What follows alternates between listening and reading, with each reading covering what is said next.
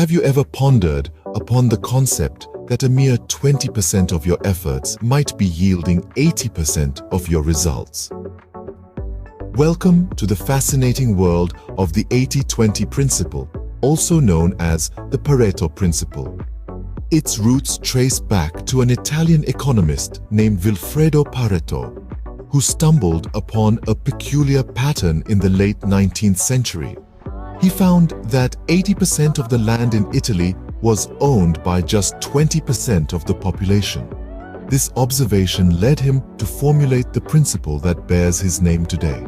Over time, this principle has been found applicable in a myriad of areas, from business to personal life, from economics to psychology. It posits that a small chunk of our input or efforts often leads to a large chunk of our output or results. Intriguing, isn't it? Now, let's delve deeper into the essence of this principle and see how it can revolutionize our understanding of productivity and success. The 80-20th principle is not just a rule of thumb, but a way of viewing the world differently. At its core, the 80-20 principle, also known as the Pareto principle, is a philosophy about focus. It's about recognizing that in any given context, a small number of factors typically have a disproportionately large effect.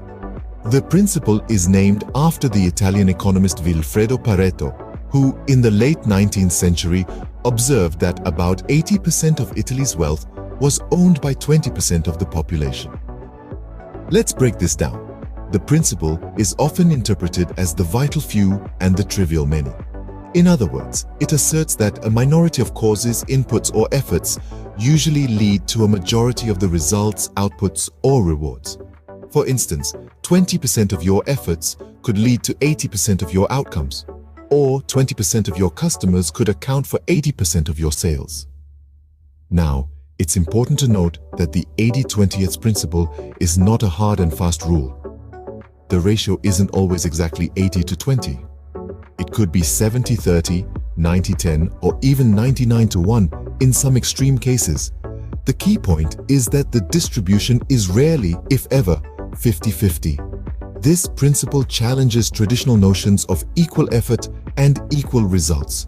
It rejects the idea that every input has the same potential for impact. Instead, it suggests that some inputs are more potent than others, and that we should focus our resources and energy accordingly. To put it simply, not all efforts are created equal. Some tasks, activities, and decisions have a higher return on investment than others. By identifying and focusing on these vital few, we can achieve greater results with less effort. So, what does this mean in practical terms? Well, it means that we need to be more discerning about where we put our time, energy, and resources. We need to identify our most impactful actions and prioritize them over less productive ones. With this understanding, we can now explore how to apply the 80-20 principle in various aspects of life and work. In the world of business, the 80-20th principle can be a game changer. This principle, also known as the Pareto principle, suggests that in many situations, about 80% of effects come from 20% of the causes. Now let's dive into how this principle can be applied in a business setting. Picture your customer base. According to the 80-20 rule, it's likely that around 20% of your customers are responsible for roughly 80% of your sales. These are your vital few, the customers who value your product or service most and are willing to pay for it. Identifying these key customers and understanding their needs can help you focus your marketing and product development efforts more effectively. The same concept applies to your products or services. Not all products are created equal. Some are more profitable, have higher sales, or are more popular with customers. Again, it's often the case that around 20% of your products or services generate about 80% of your profits. These are your vital few products or services. Focusing on these can maximize your results. But how do you identify these vital few? This is where data analysis comes into play. By analyzing your sales, customer, and product data, you can identify which customers and what products or services are contributing most to your bottom line. Once you've identified them, you can focus your efforts on these areas to maximize your outcomes. This doesn't mean you should ignore the other 80%. They're still important, but by understanding where the majority of your results come from, you can make more strategic decisions about where to invest your resources. In essence, the 80-20 principle is about efficiency. It's about focusing on what brings the most results and making the most of your resources. It's about making smart choices and prioritizing your efforts. The 80-20 principle thus provides a powerful tool for business strategy and decision-making. It's a simple yet profound concept that can transform the way you approach your business. But the 80-20th principle isn't confined to the business world. It can also bring transformative changes to our personal lives. Imagine a world where you could identify and focus on the 20% of your activities that bring you 80% of your happiness. That's the power of the 80-20 principle when applied to personal life. It's about zeroing in on the vital few activities that bring the most joy or yield the most results. For instance, consider your hobbies. You might enjoy reading, painting, hiking, and cooking. But if you were to analyze closely, you'd likely find that one or two of these activities bring you more joy than the rest.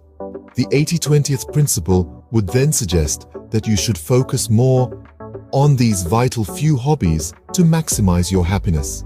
This principle can also be a game changer when it comes to personal productivity. Often, we find ourselves overwhelmed with tasks, struggling to manage our time. But what if I told you that typically 20% of your work contributes to 80% of your output? Identifying these high-impact tasks and prioritizing them can drastically enhance your productivity. Relationships, too, are not exempt from the 80-20 principle. You may have numerous acquaintances, but a small fraction of these relationships are likely more meaningful and rewarding than the rest. By recognizing and investing more in these vital few relationships, you can significantly enrich your social life. The 80-20 principle is not about doing less for the sake of it. Rather, it's about doing more of what truly matters. It's about making conscious choices to focus on the activities, tasks, and relationships that yield the most significant returns in terms of joy, productivity, and fulfillment. In essence, the 80-20 principle empowers us to live more intentionally. It helps us cut through the clutter and noise of daily life, enabling us to focus on what truly matters. It's a tool that can lead us towards a life that's not just efficient, but also deeply fulfilling. So by embracing the 80-20 principle, we can lead more fulfilling and efficient lives. The 80-20th principle, once understood and applied, can alter our perspectives and approaches towards both our work and our lives. We've traversed through the essence of this principle, understanding that 80% of our outcomes often come from just 20% of our inputs. This principle is not just a theory, it's a reality that's applicable in various domains of life.